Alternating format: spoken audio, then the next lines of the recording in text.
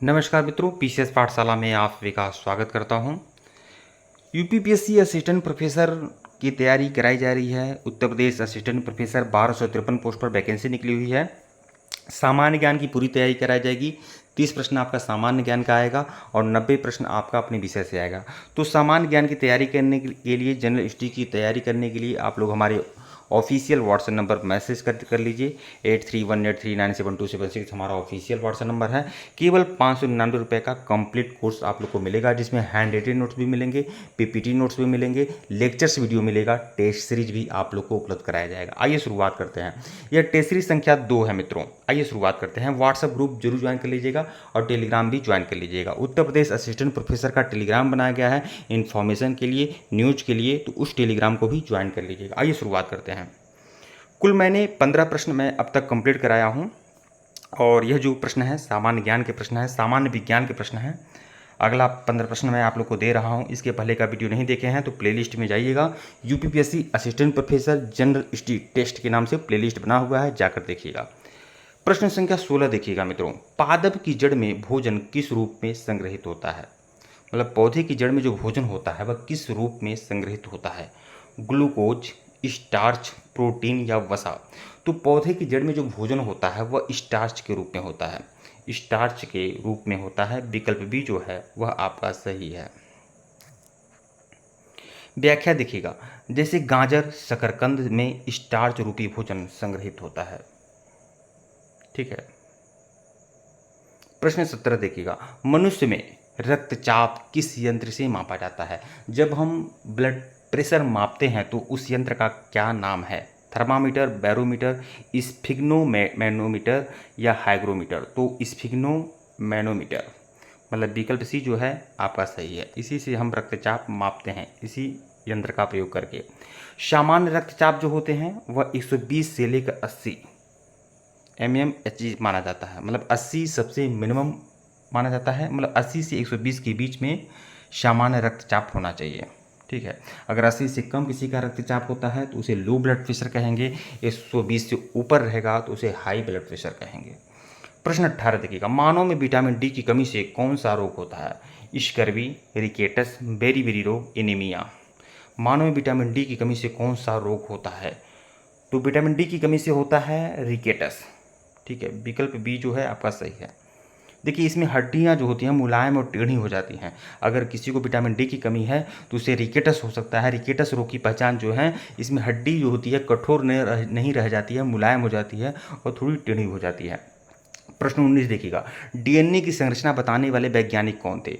वह वैज्ञानिक जिन्होंने डीएनए की संरचना बताई थी। चार्ल्स डार्विन, वाटसन और क्रिक, मेंडल या रॉबर्ट ब्राउन? तो डीएनए की संरचना बताने वाले वैज्ञानिक जो थे वह थे वाटसन एंड क्रिक। विकल्प बी जो है वह आपका सही है। ठीक है। इसका व्याख्या देख लीजिएगा। 1953 में इन्होंने डीएनए की डबल हेलिक्स संरचना प्रस्तुत की। ठीक है। अब डीएनए की संरचना बताने वाले जो वैज्ञानिक थे उनका नाम वाटसन एंड क्रिक है और 1953 में इन्होंने संरचना बताया था। और इनकी संरचना मतलब इनका जो फार्मूला था वाटसन एंड क्रिक का, वो क्या था? डबल हेलिक्स संरचना कहा जाता था। ठीक है। 1953 वह वर्ष भी याद रखिएगा। प्रश्न 20 देखिएगा। मानव शरीर में सबसे बड़ा अंग कौन सा है? तो मानव शरीर में सबसे बड़ा अंग की बात, सबसे बड़ी ग्रंथि जो है वह आपका यकृत है, लेकिन सबसे बड़ा अंग की बात हो रही है तो सबसे बड़ा अंग जो है त्वचा है। मानव शरीर में सबसे बड़ा अंग जो है आपका त्वचा है। विकल्प बी जो है आपका सही है। अंग हम बाहरी जो आप लोग को दिख रहा है उसे अंग बोलेंगे और ग्रंथि मतलब यकृत माना जाएगा। त्वचा शरीर को ढकती है और संक्रमण से सुरक्षा देती है। यह मानव की शरीर की सबसे बड़ा अंग जो है त्वचा माना जाता है। केमिस्ट्री की हम भी प्रश्न हम देख लेते हैं। देखिए, अब केमिस्ट्री का कुल 15 प्रश्न है, लेकिन हम लोग इसमें 10 प्रश्न देखेंगे क्योंकि 15 प्रश्नों की ही सीरीज हम चला रहे हैं। प्रश्न 21 देखिएगा। पानी का रासायनिक सूत्र क्या है? पानी का जो रासायनिक सूत्र है वह है H2O। ठीक है। 2 हाइड्रोजन और 1 ऑक्सीजन के परमाणु मिलकर जल बनाते हैं। प्रश्न 22 देखिएगा। पीतल किसका मिश्र धातु है? तांबा और जस्ता का जो मिश्र धातु है वह है पीतल। विकल्प ए जो होगा आपका सही होगा।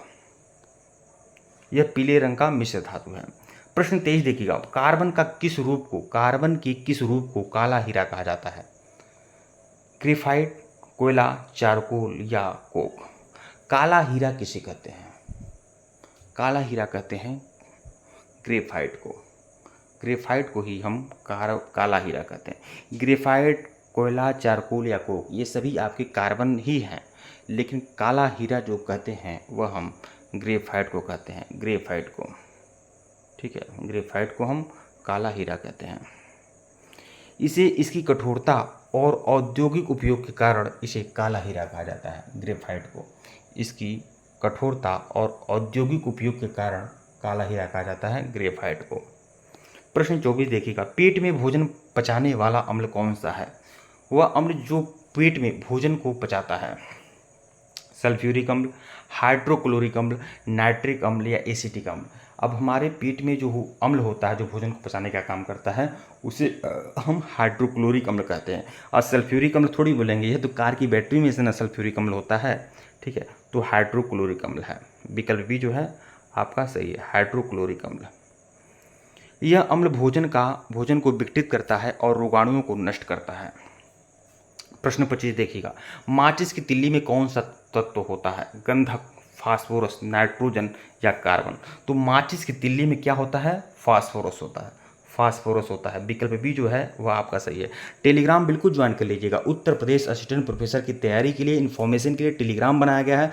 लगभग 3200 मेंबर्स वहां ऐड हैं, आप भी ज्वाइन कर लीजिएगा। व्हाट्सएप ग्रुप भी बनाया गया है, उसको भी ज्वाइन कर लीजिएगा। साथ ही साथ आपको बता दूं, UPPSC assistant professor general history की कंप्लीट तैयारी इसी चैनल पीसीएस पाठशाला पे हो रही है। केवल 599 रुपये की सीरीज है। इसमें hand written notes, PPT notes, lectures, video, test series सब कुछ आप लोग को उपलब्ध कराया जा रहा है। आप लोग इस कोर्स को ज्वाइन कर सकते हैं। आप हमारे ऑफिशियल व्हाट्सएप नंबर पर मैसेज कर सकते हैं। ऑफिशियल व्हाट्सएप नंबर 8318397276 है, जिसको मैंने वीडियो के प्रारंभ में भी बताया हूं और डिस्क्रिप्शन में भी हमारा ऑफिशियल व्हाट्सएप नंबर है, आप लोग मैसेज कर सकते हैं। देखिए, विशेषकर लाल फास्फोरस का उपयोग जो है वह माचिस बनाने में प्रयोग किया जाता है। प्रश्न 26 देखिएगा, प्राकृतिक गैस का मुख्य घटक क्या है? एथेन, मीथेन, प्रोपेन या ब्यूटेन। तो प्राकृतिक गैस जो होता है इसका मुख्य घटक जो होता है वह मीथेन है, मीथेन। विकल्प बी जो है वह आपका सही है। प्रश्न 27 देखिएगा, दूध में कौन सा कार्बोहाइड्रेट पाया जाता है? सुक्रोज, लैक्टोज, माल्टोज या फ्रुक्टोज। ये सभी कार्बोहाइड्रेट ही है। तो दूध में जो पाया जाता है लैक्टोज पाया जाता है, लैक्टोज। दूध में जो कार्बोहाइड्रेट पाया जाता है वह आपका लैक्टोज पाया जाता है। इसे दूध शर्करा भी कहा जाता है। प्रश्न 28 देखिएगा, शुष्क बर्फ क्या है? ठोस ऑक्सीजन, ठोस कार्बन डाइऑक्साइड या ठोस हाइड्रोजन। तो शुष्क बर्फ है जो है वह ठोस कार्बन डाइऑक्साइड है। यह धुआं उत्पन्न करने के लिए उपयोग होता है। प्रश्न 29 देखिएगा, ब्लू विट्रियोल किस यौगिक का नाम है? ब्लू विट्रियोल किस यौगिक का नाम है? तो इसे CuSO4.5H2O इसे कहेंगे। तो CuSO4.5H2O, जिसे नीले रंग का क्रिस्टल कहते हैं, नीले रंग का क्रिस्टल। ठीक है।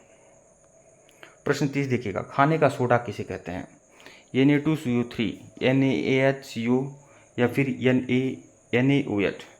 तो NaHCO3 खाने का सोडा किसे कहेंगे?